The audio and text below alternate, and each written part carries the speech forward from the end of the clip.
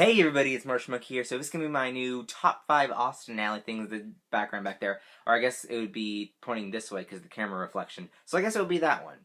It's that way. It's back there. You guys can see it. The photo back there. New background. Yeah, that's the new setting. That's like you can see the whole corner over there that's not painted and everything like that. But I'm liking the new background thing. I'm liking the new that we're seeing the photo back there. I guess it'd be, I don't know. It's pretty cool. I don't know if I'm going to stick with it or not, but we're going to do it for this video. But anyway, this is going to be my top 5 Austin Alley series finale, moments. Series finale. In general, this finale way better than Jesse's series finale because I think that everyone's going to disagree with me on that. But this was way better by far. I think that the Jesse finale was good. It was a good ending to the series. But I think that this slayed overall, like, probably even one of the biggest series finales to go down in the Disney Channel history books, because this was a really huge finale. A lot of things happened. It was a two-parter. That's why I think that I just, like, liked it more than Jesse's series finale, just because it was a two-parter episode, because it was that way. So that's why I have to say that this finale was better. I know, it's kind of, it's kind of like, what do you mean? I think it was better, and I think that we're going to talk about that. So let's get started. Number 5, Trish's Offer. So I wanted to put this at number 5 because it just made sense. It was like, okay, we've kind of got this big offer for Trish, so I kind of wanted to put it at number 5 just because we had so many other big things in this episode, including time jumps, which I'll get to. But at number 5, I think Trish's Offer was pretty cool. I liked that they were doing this kind of thing. I think of the whole story, though, of them fighting in the first, part of the first episode of the two-parter, I think it was a little bit short. It was kind of, like, pushed over. They've had problems a lot in the past. Like, they've had fights where Austin and Alley, when they decided to, when Austin wanted to meet with another songwriter, you know what I mean?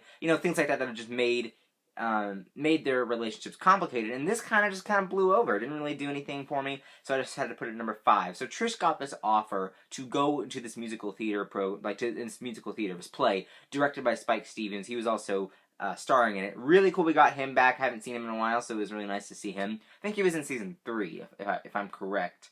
Out of all the guest stars, he's pretty cool to have. I wish they would have had like Mike and Mimi and Ali's dad. I can't remember his name at this point. I can't remember his name, but I wish we would have had them in here as well. But yeah, but we had Spike Stevens, which was also good, I guess. I don't know, but he was in the episode, and then the offer was that it was going on tour, and that Trish had to watch the Music Factory or go on tour. In the end, it turned out that she could do both because the musical was staying in Miami. She could do the Music Factory and the play, which is also great. So we got to see that as well, which is awesome. So moving on to number 4. Number 4, Engagement Fake Out. We definitely had a big twist. From the promos, it seemed like they were going to get engaged right away, like Austin and Alley.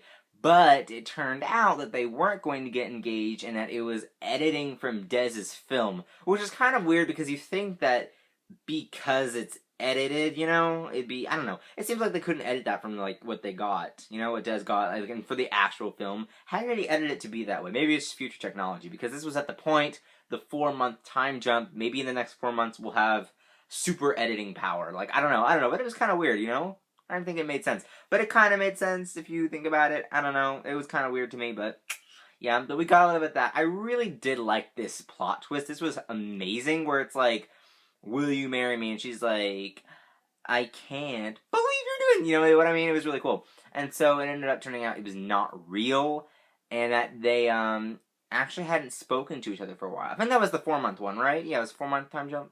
Oh no, the 4-month time jump was in the movie. Like, it was 4 months later when they filmed that. So, yeah. Then it goes to the other time jump. So let's talk about that, shall we? Let's do this. Number 3, the 4-year time jump. So yeah, the time jump came. And this was a really big thing because I really liked that they did the time jump. It's kind of like what they're doing on PLL, except, Austin and Alley kind of beat them, which is actually kind of funny because you wouldn't think that would happen. So Austin and Alley did a 4-year time jump, and when they did the 4 years, Austin and Alley haven't actually spoken in a long time. And, like, it was after they, Alley did college and the world tour and all that stuff happened. So it was after all of that. And then they reunite on the Helen show, get back together, and then, like, say they're going to do a duo together with them. And it was really cool. I actually kind of liked that. It was kind of weird because it was, like, all of this was going so fast. At the same time, it was going slow. You know what I mean? It was still good, but I feel like all of it was, like, rushing, but, like, also not rushing. It was kind of like, the perfect speed, like the perfect timing in this episode. Kind of, you know what I mean? Kind of not. I don't know, but it was I don't know. I don't know. It's just your opinion. Comment down below. Do you think that they went too fast? Do you think it should have been like a 3-parter or maybe a 4-parter instead of a 2? I feel like 2 parts is all we need for Disney shows at least. Maybe if it was like a big drama, like a 3 or 4-parter, but like it's just a Disney show, so you don't expect it to do over 2 parts for an episode. Like, well, actually no, because Casey Undercover did like 3 parts for one of their shows, right? So I guess they could have done a 3-parter, but still, I think for this particular finale, it was good as a 2-parter. And then let's go on to my number 2. Wait, that sounded gross. Well, you know what I'm talking about. Number 2, 2 in a Million. This song, wow, 2 in a Million, really good song. I actually like the other one from the finale. You guys remember earlier on in the other episode, part 1. They had another song. It was actually, I think that one was a little bit better. I don't really know for sure. But yeah, I felt like I liked that one better. 2 in a Million was still good though. I kind of liked the whole vibe of 2 in a Million. So yeah, it was really cool. But Austin Alley fans and fans of the music I don't buy the music because I can just like listen to it on the TV shows. I don't really buy it. Disney music all the time. If you have Radio Disney, maybe it'll play on there. I don't know if they play their songs on there. I think they do, but I'm not really sure. But it was a really good song. I actually really liked it. I don't remember who wrote it exactly, because I know that Laura and Ross, I don't think they write the songs. They actually have writers for the show that write the songs.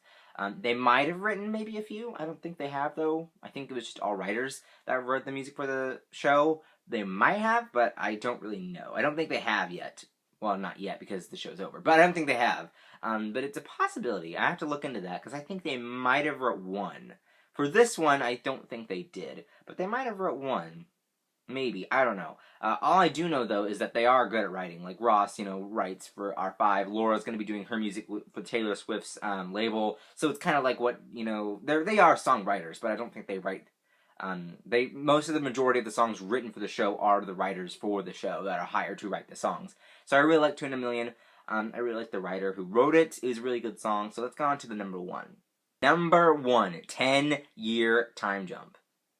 So this was really great. I really liked the 10-year time jump. It did a really good job. I really liked it because I think that it's like the Hunger Games Mockingjay Part 2. You have this big ending where it jumps way forward in time, and where Katniss and spoiler alert, by the way, if you haven't seen Mockingjay, but it jumps way forward in time, and it's like, okay, Katniss and Peter have this child. Same thing, way farther in time, and now the A&A Music Factory is the Austin Alley Museum. It's like Flash Museum. Like, there's so much stuff in there, and it's like they have 2 kids, and then like Carrie and Des were married, and they had 1 kid who was a super genius. Who would have ever thought?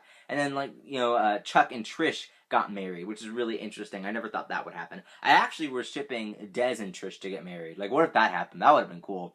How would that have worked? I have no idea, but I guess possibilities. But they didn't, sadly. But we still saw all of their, marriages and all that stuff. And it was really cool. I liked how we got that.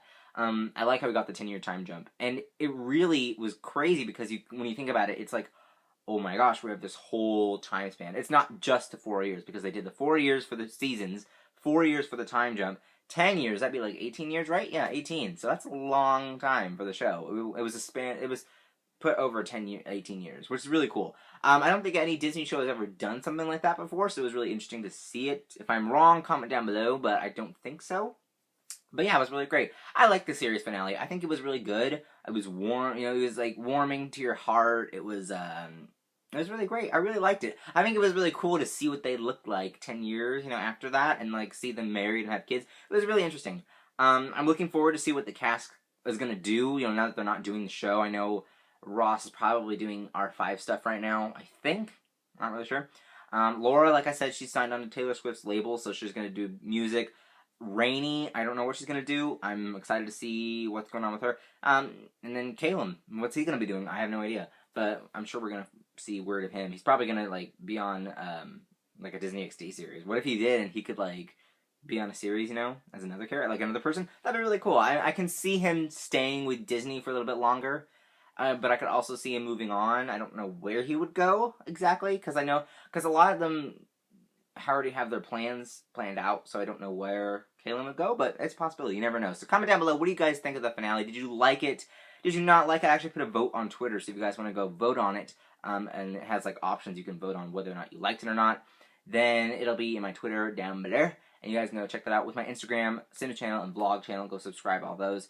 Updates, Daredevil Season 2, I actually found out it should be dropping, it's rumored to drop on Batman v Superman, so if it does, that's going to be crazy. But I am going to make videos for Daredevil Season 2. Let's see, what else do I have coming up? Coming up, I have Supergirl. That's tonight, so I'm probably going to do a video for that tomorrow. Flash doesn't come back till a long while ago. I might do a PLO bonus video since I'm not reviewing it anymore. I might just do bonus videos for it once in a while. I'm not really sure.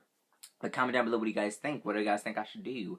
Links up there to my other videos. Links in there to my Twitter, Instagram, Vine. All you guys, I actually already went over that. But my links are down there. And I'll see you guys later. Bye-bye. Hope you like the new background.